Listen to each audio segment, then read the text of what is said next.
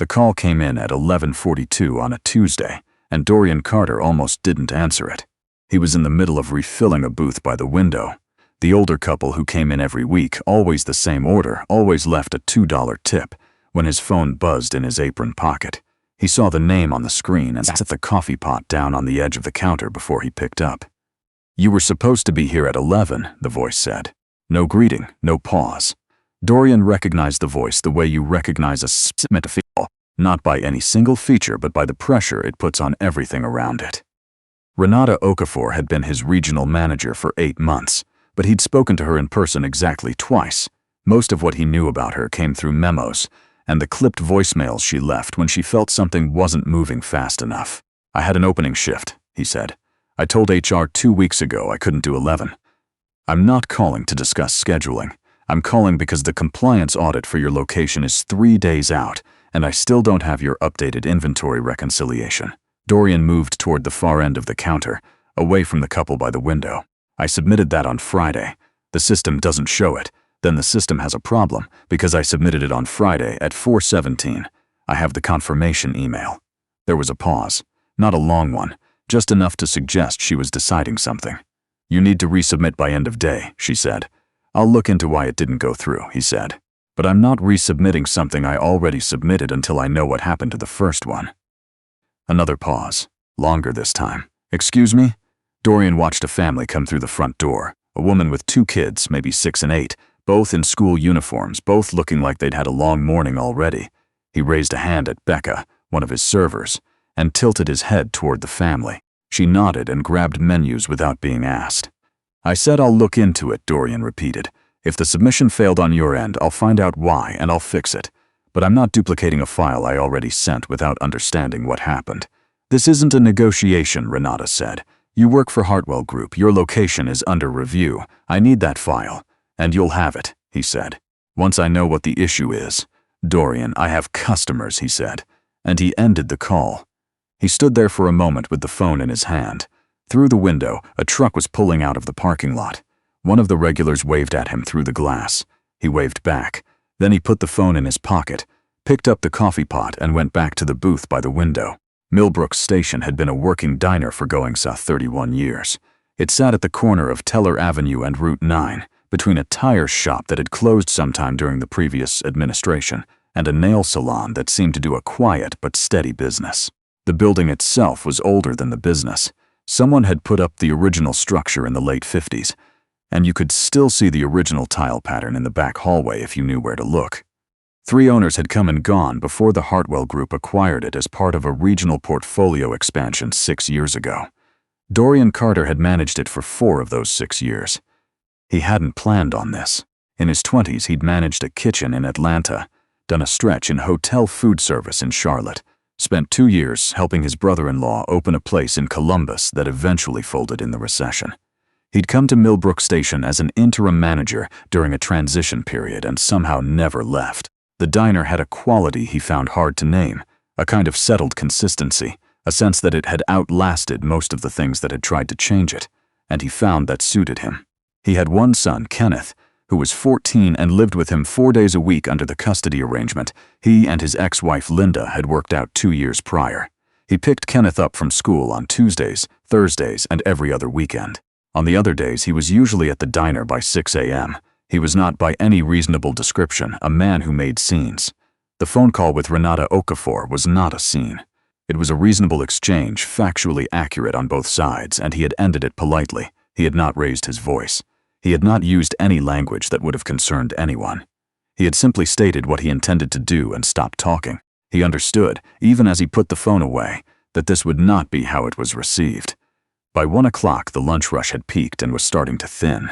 Becca handled the last of the 12 tops while Dorian ran the register and kept an eye on the pass-through. They were short one-line cook. The new kid had called out again, 3rd time in 2 weeks. So Dorian had spent the better part of the morning filling gaps where he could, which was part of the reason he hadn't had time to pull up the confirmation email and forward it to Renata's office before the rush hit. He was doing exactly that. Standing at the small desk in the back office pulling up his sent folder when Becca appeared in the doorway. "There's someone asking for you," she said. "Customer, she says she's not here for food." Becca's expression was neutral in the specific way it got when she wasn't sure how to read something. She came in a car. Someone dropped her off. The car waited. Dorian closed the email. What does she look like? 50s, maybe. Nice coat. She's sitting in booth 4. Dorian saved the email to his desktop and walked out. Booth 4 was along the south wall, away from the window, the one with the best sightline to both doors. He didn't know whether the woman had chosen it deliberately or by accident, but the fact of it registered. She was somewhere in her mid-50s. He revised that estimate upward slightly when he got closer, guessing closer to 58. Silver hair, cut short and precise. A charcoal wool coat, still on, despite the warmth inside. She was sitting with her hands on the table and nothing else in front of her. No phone, no bag visible, no coffee she'd ordered while waiting. She looked like someone who was practiced at waiting without looking like she was waiting. "Mr. Carter," she said, when he was still 3 steps away. "That's me," he said. He didn't sit down. "Can I help you?" "My name is Sylvia Marchetti." She said it without any particular weight, the way people say names they've said 10,000 times and stopped attaching expectation to. "I'm the chief operating officer of Hartwell Group." Dorian looked at her for a moment. Then he pulled out the opposite bench and sat down. "You drove here yourself?" he said. "I was driven," she said.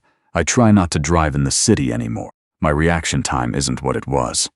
She said this without apparent self-consciousness, as a simple fact. "I apologize for coming without notice. I was already scheduled to be in this corridor today, and I wanted to speak with you directly. About the call this morning," he said. "Among other things." She glanced toward the pass-through, toward the controlled motion of the kitchen. "How long have you run this location?" 4 years this March, and before that, various places. "Started in kitchens, moved to management. This is the longest I've stayed anywhere." She nodded, not approvingly exactly, more like she was filing something. "Renata Okafor called me 20 minutes after you hung up on her," Sylvia said. She used the word insubordinate. She used it twice. Dorian didn't say anything. "She wants a formal disciplinary process initiated. She has the standing to request it, and under our standard HR framework, her regional authority would typically make that straightforward." Sylvia paused. "I told her to hold off." "Why?" Sylvia looked at him steadily. "Because I'd already seen your file," he waited. "Millbrook Station has had positive guest satisfaction numbers for 11 consecutive quarters," she said. "Staff turnover at your location is 31% below the regional average. You've flagged 4 compliance issues in the past 2 years that your regional supervisor did not flag, all of which turned out to be legitimate, and your inventory reconciliations, going back to your first year, have been submitted on time with a 97% first-pass accuracy rate." She slid a single sheet of paper across the table. He looked at it without touching it. "You submitted that file on Friday," she said. "It did not fail. It was received by the system, processed, and then removed." "Not automatically." Marion looked up. "Someone pulled it from the queue," Sylvia said. "I found out this morning. That's partly why I'm here." He didn't ask her why immediately. He'd learned, over a long enough career, that the answer to a question like that expanded in proportion to how much patience you showed in not asking it.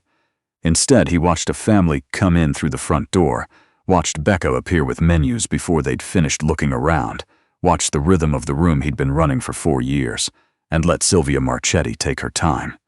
She folded her hands on the table. "The audit in 3 days isn't a routine compliance review," she said. "I assume you've suspected that." "I noticed the scope was unusual," he said. "The scope is unusual because we're not reviewing your location's practices. We're reviewing how your location's numbers have been reported up the chain." She looked at him the way someone looks when they're about to say something they've been deciding whether to say. "Over the past 18 months, Millbrook Station's cost figures have been entered into the regional ledger at values that don't match what you submitted. Not dramatically, not enough to trigger automated flags, but consistently." Dorian kept his expression level. "Someone has been adjusting the numbers," he said. "Someone with access to the regional reporting system has been making small adjustments to food cost data across 7 locations in this corridor. Millbrook Station is one of them. The cumulative figure across all 7 over 18 months is somewhere between $400,000 and $600,000, depending on how we account for some of the vendor contract discrepancies." Dorian sat with that for a moment. "The file I submitted Friday," he said. "If someone pulled it, it's because it didn't match the version they'd been entering." "That's what we believe, yes. And the person calling me this morning asking me to resubmit has regional access." Sylvia said quietly. Yes. Neither of them said Renata Okafor's name again. They didn't need to. He asked her what she needed from him. Cooperation, she said, and discretion. There are 2 investigators coming in Wednesday. They'll present as corporate efficiency consultants, the story we're telling internally. They'll need access to your records, your submission logs, your vendor invoices going back 24 months. You'll have all of it, he said. I know, she said. That's why I drove out here. She looked down at her hands briefly. I also want to be direct with you about something. Go ahead. The disciplinary process Renata requested this morning. I've paused it, but I haven't closed it. If I close it unilaterally right now, it creates a record that could complicate the investigation. I need her not to know that I came here today. Dorian understood. So I stay in limbo for approximately 2 weeks. The investigators need that window. She looked at him. I'm asking you to trust a process you can't be fully briefed on, from an organization that has, up to this point today, given you limited reason to trust it. He looked out towards the front of the diner. The family that had come in earlier, the 2 kids in school uniforms, were finishing their plates. The younger one was trying to balance a spoon on the edge of his glass. His mother was pretending not to notice. I've been running this place for 4 years, Dorian said. I've had 3 regional managers come and go. I had one who was good at the job, one who was never here, and one who was here all the time for the wrong reasons. I've built what I've built here without a lot of institutional help, and I've kept clean records because that's what I do, not because anyone was watching. He turned back to look at Sylvia. I'll cooperate, he said. You don't need to sell me on it. Something shifted in her expression, but only slightly. Good, she said. But I want something in writing, he said. Not formal, not filed anywhere. Just a record that this conversation happened, that you asked for my cooperation, and that the disciplinary request is paused by your authorization. Something I hold. She regarded him for a moment. Most people in your position would accept a verbal assurance from a C-suite officer. Most people in my position haven't worked in food service for 25 years, he said. Verbal assurances have a way of being remembered differently by different people. She reached into the inside pocket of her coat and produced a small notebook, the kind with a cloth cover, not a leather executive version, and uncapped a pen. She wrote something on the top sheet, signed it, and tore the page along the perforated edge. She slid it across the table. He read it. It said what she'd said it would say. He folded it once and put it in his shirt pocket. Is there anything else, he said. One question, she said. When you ended the call this morning, what were you thinking? He looked at her. It was a genuine question, he could tell. Not a test, not a trap. Just someone who'd spent a day piecing together a picture of a situation and wanted the one piece that the paperwork couldn't give her. I was thinking that I'd submitted the file, he said. And that if I resubmitted it, without finding out what happened to the first one, I'd be helping someone cover something up without knowing what I was covering up. She held his gaze for a moment. Then she nodded once, the same way she'd nodded before, not with warmth exactly, but with something that acknowledged what had been said without requiring comment. She stood up, buttoned her coat, and smoothed the lapel. The coffee smells good, she said. It is good, he said. We've had the same supplier for 6 years. Something pulled at the corner of her mouth that was almost a smile. I'll see myself out, she said. He sat in booth 4 for another moment after she left, listening to the sound of the diner, the specific hum and clatter of it, the coffee machine cycling, a burst of laughter from the table near the register, Becca calling something back through the pass-through, and then he got up and went back to work. The following Tuesday, Kenneth came in after school the way he sometimes did when Dorian had a late shift and the arrangement meant a gap before pickup. He sat at the counter and did homework and ate a grilled cheese and asked Dorian every so often whether he could have a soda, and Dorian said no the first time and yes the second, the way he usually did. Around 4:30, Dorian's phone buzzed with an email from an address he didn't recognize. The subject line said, "Scheduling update, audit team availability." He opened it and read 3 lines before he understood what it was. The investigators were coming in a day early, tomorrow, not Wednesday. He wrote back one word, confirmed. He put the phone down. Kenneth was reading something and chewing the end of his pencil in the way Dorian had been telling him not to do for 3 years. The afternoon sun was coming through the front windows at a low angle, doing what it did to the diner in that particular hour, catching the chrome on the counter and the grain of the wooden booths and the dust above the door frames. Dorian refilled the coffee at table 7 without thinking about it, the way he'd done 10,000 times before, and watched the light hold as long as it would. The investigators arrived at 8:15 on Wednesday morning. They'd moved the date back again without explanation, and Dorian had the file room prepared before they knocked. He stayed out of their way and answered what they asked and said nothing about what he thought. By the end of the day, they had what they needed. The lead investigator, a quiet woman named Paula, something who introduced herself only once and didn't offer the last name twice, thanked him at the door and said they'd be in touch through the regular channels. 2 weeks passed, then 10 days more. On a Thursday near the end of the month, his regional supervisor changed. He found out through an internal memo, the kind that arrives mid-afternoon when the person responsible for it has timed it for minimum interaction. The memo said that Renata Okafor had transitioned out of her regional role and that interim coverage would be managed at the district level while a search was conducted. It said nothing else. The next morning, a different email arrived. This one was from Sylvia Marchetti's office, though it was signed by her assistant. It said that the disciplinary matter opened on the previous month had been closed without action and removed from his personnel file. It thanked him for his patience during an internal review period. Dorian read it at the desk in the back office, then set his phone face down on the desk. He sat there for a while. Outside the door, the morning shift was underway. He could hear the sound of it, the rhythm he knew well enough by now that he could tell by the noise level alone how many tables were seated and whether the line was running clean. It sounded fine. It sounded the way it was supposed to. He picked up the phone and texted Kenneth. "Still on for tonight. Burgers or tacos?"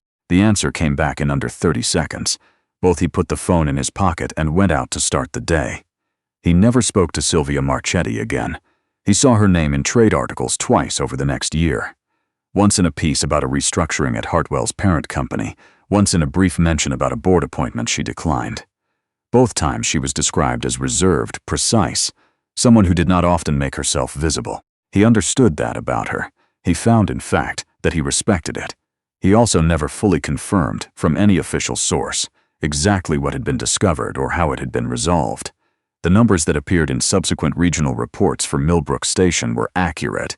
His numbers, the ones he'd submitted, and no one ever asked him to account for the discrepancy with what had been filed before. The audit disappeared from the calendar. The corridor review that had been scheduled alongside it was quietly dropped. The diner ran the way it had always run, the same supplier, the same tile pattern in the back hallway, the same couple in the window booth every week, $2 tip. In March of the following year, Millbrook Station turned 5 under Dorian's management. He didn't mark it with anything in particular. He came in at 6, ran the morning shift, fixed a problem with the walk-in compressor that had been making noise for 2 weeks, and picked up Kenneth from practice at 4:30. On the drive home, Kenneth asked him how work was. "Good," Dorian said. "Did anything happen?" Dorian thought about it for a moment. The light ahead turned yellow and he let the car slow to a stop without accelerating through it. "Not today," he said. Kenneth nodded, apparently satisfied, and went back to whatever he was reading. Dorian watched the light and waited for it to change.